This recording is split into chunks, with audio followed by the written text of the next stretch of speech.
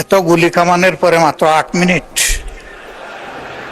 আপনাকেও কামান দেওয়া হবে, বলতে থাকেন। আমি বলতে থাকি, আপনি যখন থামায় দিবেন আমি থেমে যাব। Thank you. ধন্যবাদ মাননীয় স্পিকার। নোটিশটি উত্থাপন করেছিলাম জনস্বার্থে। বক্তব্য সবাই যখন দেয় জনস্বার্থেই দেয়। আমরা বিরোধী দলের পক্ষ থেকে পর্যন্ত 4 জন কথা বলেছেন, বা 5 জন আমি এখন বলছি। আমার মূল বক্তব্যে যাওয়ার আগে মাননীয় সংসদ সদস্য এবং স্বরাষ্ট্রমন্ত্রী খুব চমৎকার কিছু কথা বলেছেন, এগুলি একটু স্মরণ করতে চাই আমি। উনি বলেছেন যে shareholder is shareholder. সে কিভাবে শেয়ার হোল্ডার হয়েছে এটা পরে দেখা যাবে। এটা পরে কেন? এটা তো আগেই এক্সপোজ হয়ে গেছে। সারা দুনিয়া জানে, উনি জানেন না। উনার মতো একজন বিজ্ঞ মানুষ, আমি এটা বিশ্বাস করি না। এই ব্যাংক থেকে উনি একা নিয়েছেন তার নিজের নামেই 82,000 কোটি টাকা, আর তার সমুদয় শেয়ার যেগুলা তিনি কিনেছেন 82% মালিক হয়ে গিয়েছেন, এগুলার মূল্য হচ্ছে মাত্র 12,000 কোটি টাকা। অর্থাৎ তিনি কই তেল দিয়ে শুধু কই বাঁচেন নাই, কইও বাঁচছেন, শোল মাছও বাঁচছেন, এবং সবগুলা ব্যাংক থেকে ডাকাতি করা টাকা। সেই শেয়ারগুলা কিভাবে হস্তান্তর হয়েছে তিনি একটা প্রতিষ্ঠানের নাম এখানে বলেছেন, সবগুলা বলে দিলে ভালো হইতো। এই ধরনের সকল শেয়ার হোল্ডারের উপরে বিশেষ একটা এজেন্সির মাধ্যমে প্রচন্ড চাপ ক্রিয়েট করে তাদেরকে বাধ্য করা হয়েছে তাদের শেয়ার হস্তান্তর করতে। এরা তো হস্তান্তরের জন্য এই শেয়ারগুলা কিনে, তারা যুগ যুগ ধরে এই ব্যাংকের সাথে ছিল,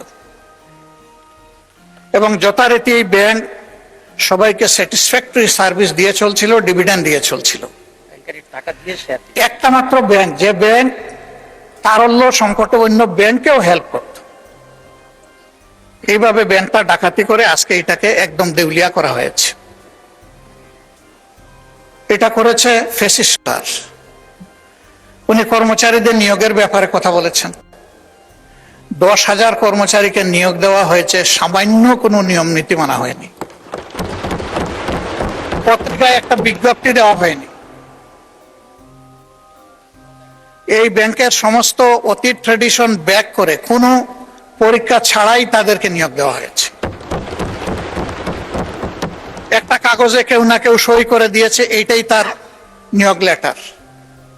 মাননীয় বিরোধী দলের নেতা, আপনি ভালোই বলছেন, কিছু কিছুটা অস্পষ্টতা আমার কাছে মনে হয় যে তিনি বলতে কাকে আপনি মিন করছেন, আর যে আমলে এভাবে নিয়োগে বৈষম্য করা হয়েছে, অবৈধভাবে নিয়োগ দেওয়া হয়েছে, সেটা কি ফ্যাসিস্ট আমলে নাকি ইন্টারিম সরকারের আমলে? এটা ক্লিয়ার করে বললে সবাই উপকৃত হবে। জি জি, এটা ফ্যাসিস্ট আমলে, কিন্তু সালাউদ্দিন সাহেব একটা অংশ এনেছেন আর একটা অংশ আনেন নাই।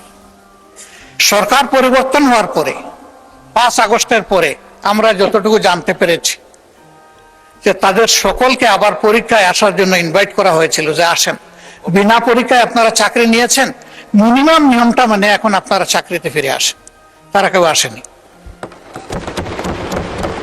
কেন তারা আসেন? এরপরে এই ব্যাংকটা 1983 সালের নভেম্বরে 3টা শাখা দিয়ে বাংলাদেশে তার কার্যক্রম শুরু করে। ঢাকার লোকাল ব্রাঞ্চ মতিঝিলে, আগ্রাবাদ, চিটাগাং, সিলেট, তালতলা। পর্যায়ক্রমে তাদের সততা, দক্ষতা, আমানতদারি এবং গ্রাহকদের প্রতি তাদের সেবার মান, এগুলার কারণে অনন্য উচ্চতায় ব্যাংকটা চলে যায়। তিনি যে সমস্ত অভিযোগ আনলেন, যে কোনো একটা দলের দিকে ইঙ্গিত করে, একেবারে নাম বলে দিলেই পারতেন জামাত ইসলামী। তিনি বলছেন যে মাঝে মাঝে নেকাব খুলা ভালো, এটা খুলে দিতেন, এখানে নেকাব রাখলেন কেন উনি? যে এখান থেকে 700 টাকার একটা কি জানি 700 কোটি টাকার লোন কে নিয়েছে, এইটা কোনো একটা দলের নির্বাচনী ফান্ডে ফান্ডিং করা হয়েছে। আমি এটা পরিষ্কার জানতে চাই, উনি জামাতকে এটার দ্বারা মিন করেছেন কিনা। যদি উনি মিন করে থাকেন, I am taking absolute challenge.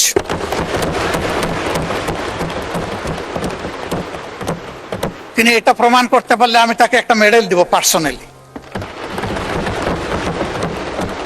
এরপরে কার ছেলে কার নাতি কোন কোম্পানি, শুধু ইসলামী ব্যাংক না, যে কোনো ব্যাংক থেকে চুরি ডাকাতি অসততার মাধ্যমে কিছু নিয়ে যদি আত্মসাৎ করে থাকে, তার ব্যাপারে অবশ্যই তদন্ত করে স্টার্ন অ্যাকশন দেশের বিদ্যমান আইনে নেওয়া উচিত।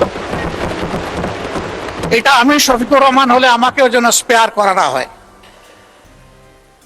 মাননীয় স্পিকার, এই ব্যাংকটিতে ক্ষুদ্র একজন ব্যবসায়ী হিসাবে আমার বসার সুযোগ হয়েছিল 2005 থেকে 2011 সাল, 6 বছর। ব্যাংকের বোর্ডে বসতাম, শিখতাম, জানতাম, বাংলাদেশের অর্থনীতিকে বোঝার চেষ্টা করতাম। সেই সময়টা এই ব্যাংক এককভাবে বৈদেশিক রিমিটেন্সের 32% পর্যন্ত আর্ন করত। তার ডিপোজিট, তার তারল্য, তার ইনভেস্টমেন্ট, সকল টার্নওভারে ইম্প্যারালাল একটা ব্যাংক ছিল। সবগুলা সরকারি ব্যাংক মিলেও তার সমতুল্য ছিল না। কিন্তু তখন বয়ান বানাতেন একজন বিশেষ অর্থনীতিবিদ ডক্টর আবুল বারাকাত। তিনিও আঙ্গুল তুলতেন জামাত ইসলামের দিকে, যে এখান থেকে জামাত ইসলামী হাজার হাজার কোটি টাকা নিয়ে যাচ্ছে। তার এই বয়ানের ভিত্তিতেই শেষ পর্যন্ত এই ব্যাংকে অভ্যুত্থান করা হলো, দখল করা হলো। 15.5 বছর দুঃশাসন চালানো হলো। কই প্রমাণ কোথায়? 15.5 বছর তো না, এখনো আবার একই তারে যদি কথা বলা হয়, আমি বলবো আমরা কি আবার সেকেন্ড আবুল বারাকাত হতে যাচ্ছি? আন্দাজ অনুমানের ভিত্তিতে কোন মহিলার কোন কোটেশন সংসদের মতো একটা প্রেস্টিজিয়াস জায়গায়, এগুলো আসলে আমরা আশা করি। ওই মহিলাকে সংসদে হাজির করা হোক, যদি কোনো প্রভিশন থাকে সংসদে গণশুনানিও হোক, অসুবিধা নাই। আরটিএস প্রকল্প কোনো দলের নয়, কোনো ধর্মেরও নয়। আমি নিজে বোর্ডে ছিলাম, আমি জানি এখানে বিভিন্ন ধর্মের মানুষ এখান থেকে বেনিফিশিয়ারি। এখানে দল ধর্ম দেখা হয় না, এখানে টার্গেট গ্রুপকে প্রাধান্য দেওয়া হয়। উনি কত 11,000 কোটি টাকার একটা রেফারেন্স দিয়েছেন। কে নিয়েছে এটা? আমি, আমার সহকর্মীরা? যদি এরকম হয়, দলের ফান্ডে যদি 1 টাকাও আসে, আমি বলবো সার্চ লাইট দিয়ে এটা তালাশ করে আমাদের বিরুদ্ধে যেন অভিযোগ। মাননীয় বিরোধী দলের নেতা আপনাকে, ওনাদেরকে 15 মিনিট বলেছে, আপনাকে 7 দিয়েছি, আরো 8 মিনিট বলেন আপনি। মাননীয় স্পিকার, আপনাকে ধন্যবাদ। আমি যা আশঙ্কা করছি সেটা এখন বলতে চাচ্ছি। ব্যাংকে পরিবর্তন যে কোনো সময় আসতেই পারে। ব্যাংকের স্বার্থে আসতে হবে, গ্রাহকের স্বার্থে আসতে হবে, মালিকের স্বার্থে আসতে হবে। আমি এই ব্যাংকের একজন মালিক, আমার 10 টাকা মূল্যের একটা শেয়ার আছে। আমি আমার এই শেয়ারের দাবি কখনো ছেড়ে দেব না। আমার এই 10 টাকা মূল্যের শেয়ারের পক্ষে আমি আমার রাইট ধরে রাখার জন্য, এস্টাবলিশ করার জন্য যা করা দরকার তাই আমাকে করতে হবে। আমি তার রাজনৈতিক পরিচয় করব না, আমি করব এই ব্যাংকের একজন গ্রাহক হিসাবে, একজন মালিক হিসাবে। এইভাবে রাজনৈতিক পরিচয় থাকা কোনো দোষের বিষয় নয়। আর এই ব্যাংকের গ্রাহক শুধু জামাত ইসলামের মানুষরাই নয়, এই ব্যাংকের গ্রাহক বিএনপির বহু লোক আছেন, আমার পরিচিত লোক আছে, অন্যান্য দলের আছে, অন্যান্য ধর্মের আছে। এটা সকলের ব্যাংক। এই ব্যাংক একক কারণ, ওই ব্যাংকের গায়ে লেখা নাই যে এই ব্যাংক এরাই শুধু সুবিধা নেবে বাকিরা পারবে না, এরাই শুধু গ্রাহক হতে পারবে বাকিরা পারবে না, এই ধরনের কিছু লেখা নাই। এগুলো হলো বানায়ট বয়ান।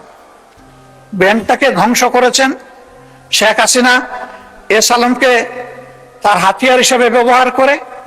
আমরা এখন স্পষ্টত দেখতে পাচ্ছি সেই এস আলমকে আবার ফিরে আসার পথ করে তুলেছে। এর প্রমাণ এই যে ডেপুটি গভর্নর বাংলাদেশ ব্যাংকের সাবেক, তিনি রংপুরের রিজিওনাল ম্যানেজার থাকা অবস্থায়, ডিরেক্টর থাকা অবস্থায় অনিয়মের 52 লাখ টাকার অভিযোগ তার বিরুদ্ধে প্রমাণিত হয়েছে। তাকে তখন শাস্তি দেওয়া হয়েছে। আর 5 আগস্টের পর তিনি স্বৈরাচারের দূষর এবং দুষ্কৃতকারী হওয়ার কারণে তিনি শেষ পর্যন্ত এখান থেকে বাধ্য হয়েছেন চলে যেতে। সেই লোকটাকে এনে এখানে বসানো হলো। তিনি যখন ডেপুটি গভর্নর, তখন এস আলমের সকল অপকর্মের তিনি ছিলেন সহযোগী, এবং সেই হিসাবে তিনি একটা প্রাইজ পেয়েছিলেন। তার স্ত্রীর নামে ভুয়া কোন প্রতিষ্ঠানের অস্তিত্ব নেই, সেখানে 3.5 কোটি টাকা এক্সিম ব্যাংক থেকে গিফট লোন দেওয়া হয়েছে। তিনি অসৎ। সেই লোকটাকে এনে একটা বিধ্বস্ত ব্যাংকের মাথার উপর বসায় দেওয়া, এটা কোনো যুক্তিতেই মেনে নেওয়া যায় না।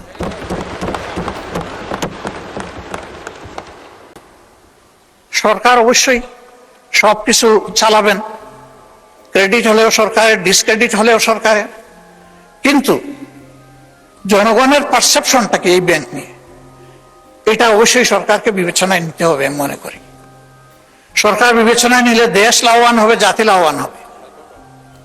ইসলামী ব্যাংক কোনো কারণে যদি আরো ক্ষতিগ্রস্ত হয়, আমি ব্যক্তিগতভাবে মনে করি বাংলাদেশের অর্থনীতি মাটির সাথে বসে যাবে। আস্থার এটি একটা পিরামিড। এই পিরামিড হেলে পড়লে অথবা বিধ্বস্ত হয়ে গেলে ব্যাংকিং ব্যবস্থার উপরেই মানুষের অনাস্থা তৈরি হবে, এবং এই অনাস্থা বাংলাদেশের জন্য কোনো ভালো বার্তা বয়ে আনবে না। যারা রিমিটার, তাদের কষ্টে অর্জিত টাকা বাংলাদেশে পাঠায় পরিবারের জন্য, দেশবাসীর জন্য, তাদের মধ্যে এখন অস্থিরতা তৈরি হয়েছে। আমি হজের শহরে মাত্র 11 দিনের জন্য গিয়েছিলাম। সেখানে এই ব্যাপারে অনেকের উদ্বেগ, সরাসরি প্রশ্ন শোনার সুযোগ পেয়েছি। এতে দেশের অর্থনীতি ক্ষতিগ্রস্ত হবে। রেমিটেন্স প্রবাহ যদি বাধাগ্রস্ত হয়, আমাদের মাত্র 2টা সোর্স, একটা রেমিটেন্স, আরেকটা হচ্ছে আরএমজি। আরএমজিও এখন বিভিন্ন চ্যালেঞ্জের ভিতর দিয়ে অতিক্রম করছে। রেমিটেন্সও যদি বিপদে পড়ে যায়, তাহলে আমাদের দেশের অর্থনীতিটা গিয়ে কোথায় দাঁড়াবে মাননীয় স্পিকার? এই সবগুলোই তো আমরা বিপদে পড়ে যাব। এই জন্য আমরা অনুরোধ করব, জোর জবরদস্তি করে যাদের কাছ থেকে এই শেয়ারগুলা ডাকাতি করে নিয়ে যাওয়া হয়েছিল, অনতি বিলম্বে সসম্মানে সেই মূল্যেই তাদের কাছে আবার শেয়ারগুলা ফিরিয়ে দেওয়া। এরপরে সরকার সকল নিয়ম কানুন মেনে বোর্ড গঠন করবে, পরিচালনা করবে, আমাদের পূর্ণ সমর্থন থাকবে। এই ব্যাপারে আমাদের কোনো আপত্তি থাকবে না। সন্তান তার মায়ের কোলেই তো নিরাপদ। ওরা তো সৎমা হয়ে এসেছিল, ওদের কোনো দরদ ছিল না, ওরা ডাকাতি করেছে। এখন আবার যদি অসৎ লোকদেরকে দিয়ে এই ব্যাংক পরিচালনা করা হয়, যা আছে তাও শেষ হয়ে যাবে, উধাও হয়ে যাবে। আমাদের উদ্বেগটা এই জায়গায়। তখন যখন এই সমস্যা দেখা দিয়েছিল, মাত্র 4 দিনে ওখানে 70,000 কোটি টাকা ব্যাংক থেকে মানুষ উত্তোলন করে ফেলেছিল। আমরা একটু অনুরোধ জানিয়েছিলাম একজন গ্রাহক হিসাবে, ছোট্ট একজন মালিক হিসাবে, একটু ধৈর্য ধরুন, ব্যাংকটাকে বাঁচতে দিন। থেমে গিয়েছিল। এখন কি বলবো মানুষকে? এখন তো বলার কিছুই খুঁজে পাচ্ছি না। এই জন্য আপনার মাধ্যমে আমি মাননীয় প্রধানমন্ত্রীকে বিশেষভাবে অনুরোধ করব, বিষয়টা নিয়ে তিনি যেন সিরিয়াসলি ভাবেন। কোনো পূর্ব ধারণা থেকে নয়, বাস্তবতার ভিত্তিতে এই ব্যাংকটাকে বাঁচাতে হবে। আমরা বিশ্বাস করি এই ব্যাংক বাঁচলে, তার আগের জায়গায় ফিরে আসলে, ব্যাংকিং ব্যবস্থাপনার উপরে মানুষের আস্থা আবার ফিরে আসবে। অর্থনীতির 2 চাকার, 1 চাকা ব্যাংক আর 1 চাকা স্টক মার্কেট। ব্যাংকে আস্থা ফিরে আসলে অবভিয়াসলি হাত ধরে স্টক মার্কেটও আস্থা ফিরে আসবে। আমরা আমাদের দেশটাকে সামনে এগিয়ে যাচ্ছে, এটাই দেখতে চাই। আর লেম এক্সকিউজ এবং ব্লেমের যে বিষয়গুলো এখানে চলে আসে, এটা থেকে আল্লাহর কাছে আশ্রয় চাই। অলরেডি 5টা ব্যাংকের গ্রাহকরা রাস্তায় রাস্তায় ভিক্ষুকের মতো ঘুরছে। তারা তাদের বিনিয়োগের কোনো রেজাল্ট পাচ্ছে না, তারা তাদের আমানত ফেরত পাচ্ছে না। আবার যদি সর্ববৃহৎ ব্যাংকের একই বিপর্যয় ঘটে, তাহলে আমরা গিয়ে কোথায় দাঁড়াবো? মাননীয় স্পিকার, আজান হয়ে গেছে, আমার কথা আমি এখানেই শেষ করলাম। আমি আপনার মাধ্যমে একটা প্রতিকার চাই, ব্যাংকটা বাঁচুক, আমরা এটাই চাই।